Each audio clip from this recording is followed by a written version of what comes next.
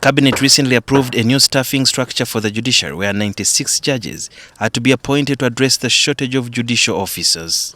According to the current staffing, a judge is supposed to handle over 800 cases a year against the recommended 300. Even if the judges worked without days off or going on leave, this is not feasible. As such, many suspects are spending years on remand without trial as they wait for their cases to be fixed for hearing. According to the judiciary spokesperson, the appointment of judges can only be effected in financial year 2022-2023. Meaning we shall now be remaining with a period of the financial year, 4 financial years, to look into the balance, which we can put at 70, that is 79 remaining, so you can spread them and look at having them in the 4 years. So that every year you are having a certain number added, every year you are having a certain number added. If it is 2023, if we could, if the resources could allow, and we look at least recruiting like 20, adding to the numbers that we have. Due to the financial constraints, the appointments are supposed to be done in phases over 5 financial years. Of course, the biggest gap lies within the High Court. So the numbers that we shall be looking at in the High Court will be higher than the rest.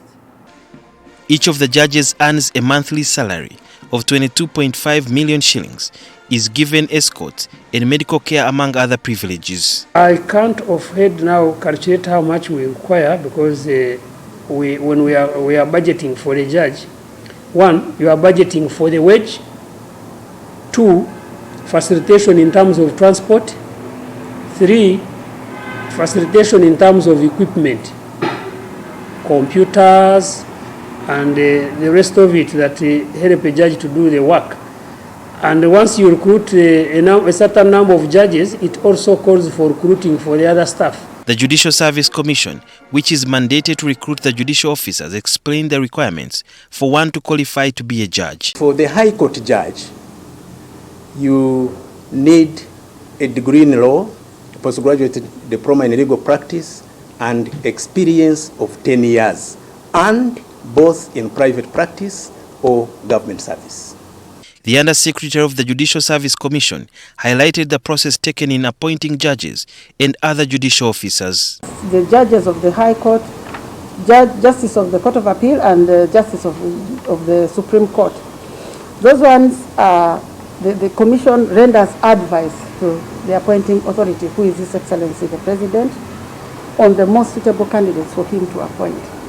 But from assistant registrars, deputy registrar, assistant registrar, chief magistrates, and then the magistrates grade 1, they are appointed by the Commission. So, as the Judicial Service Commission, how do you ensure that the process is not influenced by the executive? The Commission are persons of very high integrity, and I don't think they are influenceable from any powers of above, because their process is well stipulated in their regulations and they follow it. The recruitment process of 96 judges will add to 151 under the new structure of judiciary approved by Cabinet is supposed to be ending in the next 5 years. Now, time will tell as to whether the government will set aside enough resources to ensure that that process is done in time.